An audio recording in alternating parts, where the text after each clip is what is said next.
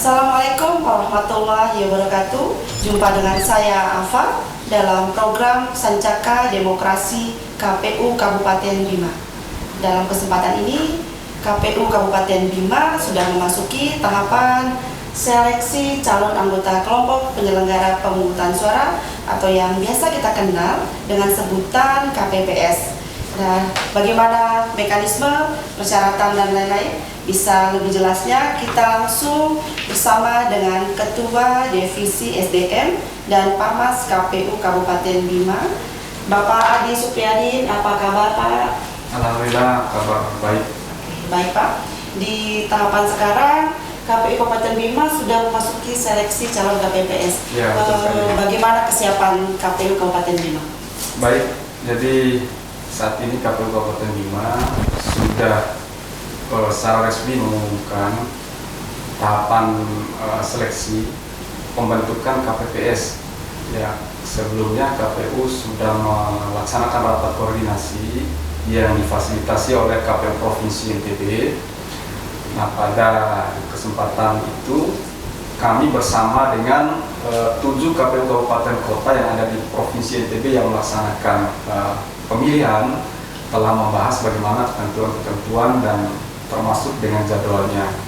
Hasil rapat koordinasi itu kami tindak lanjuti dengan menyampaikan instruksi dan surat ke PPK dan BPS selaku penyelenggara ad hoc, dan telah diumumkan secara resmi pengumuman pembukaan pendaftaran untuk penerimaan KPPS di tingkat PPS, karena yang nanti akan menerima langsung adalah PPS untuk pendaftaran KPPS-nya.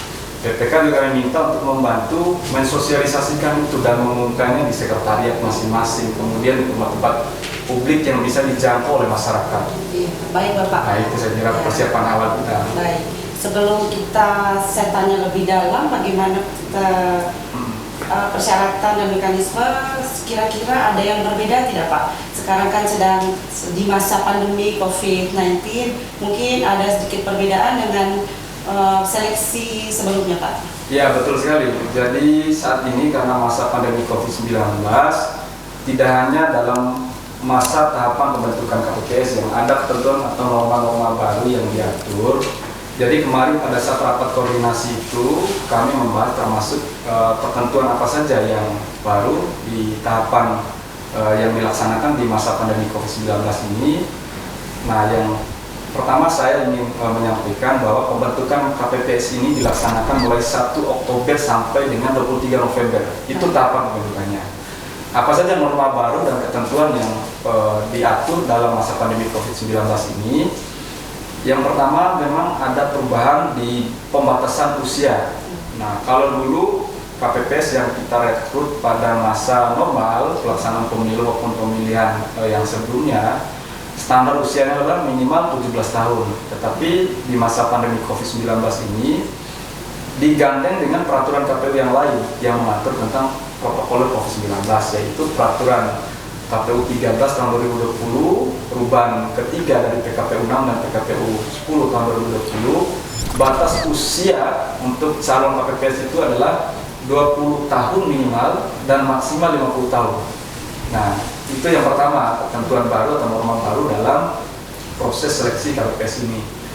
Kemudian yang kedua, untuk menjamin penyelenggara kita sehat dan bisa menyelenggarakan tugasnya dengan baik nanti di tingkat tempat pemungutan suara, maka di masa pandemi COVID-19 ini diberlakukan ketentuan bagi seluruh jajaran kita, tidak terkecuali KPPS yang nanti akan kita rekrut.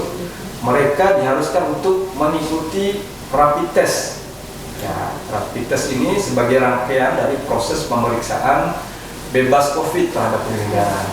Baik, Pak, itu sebelum pendaftaran atau memang harus dari awal peserta merapid test atau setelah berjalannya tahap seleksi administrasi mungkin? Ya, di pengumuman kami telah sampaikan pada intinya calon KPPS harus siap dan mau untuk dilaksanakan rapid test oleh nanti pihak medis yang bermitra dengan KPU, bisa saja nanti dari gugus tugas maupun dinas kesehatan.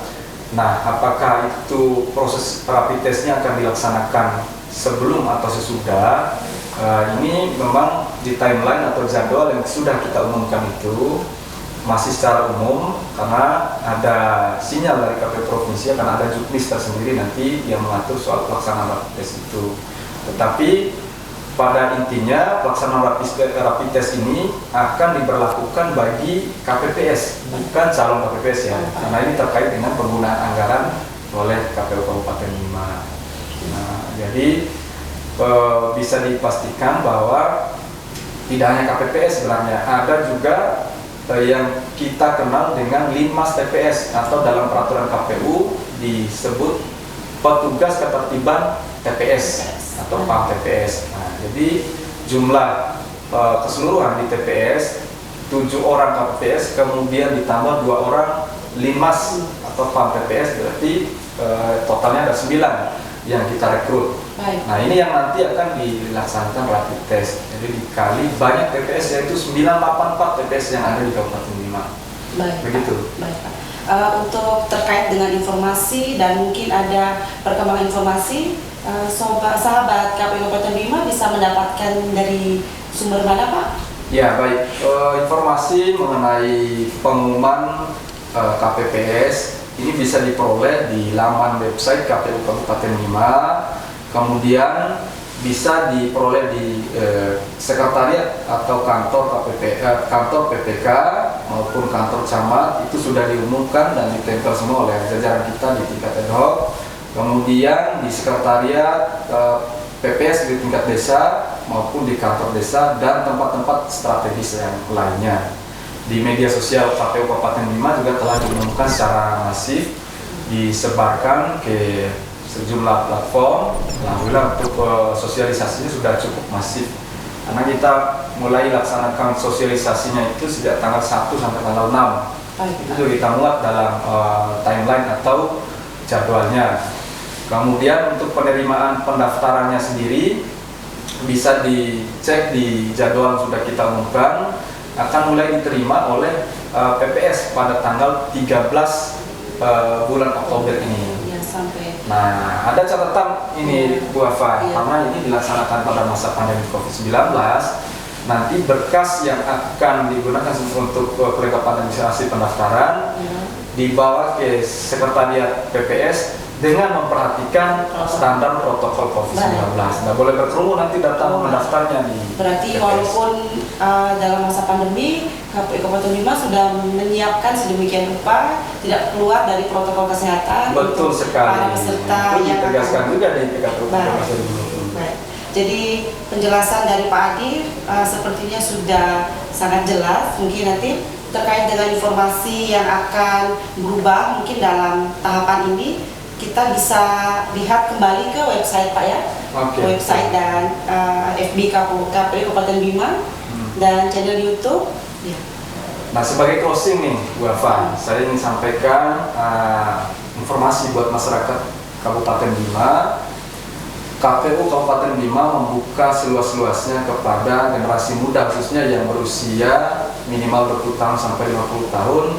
Saatnya KPU ini memanggil para generasi muda untuk bergabung menjadi bagian dari kami di KPU Kabupaten Bima sebagai penyelenggara.